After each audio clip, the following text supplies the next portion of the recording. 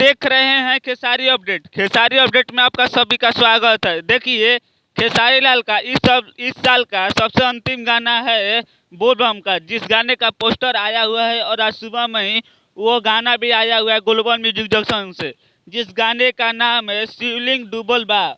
और इस गाने को गाए हैं खेसारी लाल यादव और शिल्पी राज जी। और इस गाने को लिखे हैं खेसारी लाल के सबसे पुराने मित्र कृष्णा बेदर्ती जी। और इस गाने को म्यूजिक दिए हैं आर्या शर्मा और मिक्स किए हैं राज शर्मा। और इस वीडियो को डायरेक्ट किए हैं लकी विश्वकर्मा जी, जो कि बहुत अच्छे ही कोरियोग्राफर है। और इस गाना का निर्माता है राजकुमार सिंह। तो और इस गाना में फैक्चरिंग की है सिंह, जो कि आप सभी को बहुत ही अच्छी तरह की हीरोइन है, जो कि बहुत ही ज़्यादा एक्सप्रेशन क्वीन के नाम से भोजपुरी में जानी जाती है।